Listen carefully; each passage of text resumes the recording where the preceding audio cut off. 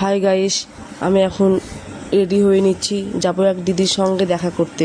তো তৈরি হয়ে নিয়ে বেরিয়ে পড়লাম রাস্তাতে। ধরো এখন যাচ্ছি হচ্ছে, তারপরে তো টোটোতে আছি আমি আমার বর দুজনেই। তো রেলগেট পড়ে গেছে, তো এই 5-7 মিনিট এখন অপেক্ষা করতে হলো, তাই বসে আছি টোটোতে।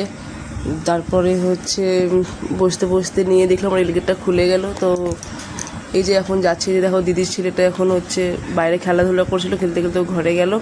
ঘরে গিয়ে নিয়ে আমরা বসলাম, বসে একটু গল্প করলাম, গল্প করে নিয়ে কিছু খাওয়া দাওয়া করলাম, করে নিয়ে হচ্ছে তারপরে হচ্ছে আসার ইচ্ছে ছিল না, কারণ শরীরটা খুব খারাপ ছিল, কিন্তু না আসলেও হতো না, কারণ দিদিটা থাকে আসানসোলে, ও চলে যাবে বাড়ি, আবার হচ্ছে 7-8 মাস পর আসবে। তাই একটু গল্প টল্প করে নিলাম, ঘন্টাখানেক ছিলাম। তারপরে হচ্ছে কী বলো, ওরও মনটা খারাপ, আমারও মনটা খারাপ অনেক ছিল, তো ভালোই লাগছিলো, কিন্তু কিছু করার নেই, ওকে তো বাড়ি যেতেই হবে। তো ওর হচ্ছে বাস ছিল 9:30টার দিকে। তো আমরা ঘন্টাখানেক থাকার পর তারপর সবাইকে টাটা বলে বেরিয়ে পড়লাম। তারপরে হচ্ছে যে বেরিয়ে যাচ্ছি, দিয়ে বাইরে দেখি এসব হচ্ছে একটু খেলাধুলা করছে, ওইখানে এসে নতুন নতুন বন্ধুবান্ধব পেয়েছিল, দিয়ে নিয়ে তারপরে হচ্ছে আমার ভিডিওটা এখানে হচ্ছে শেষ করলাম আজকের মতো।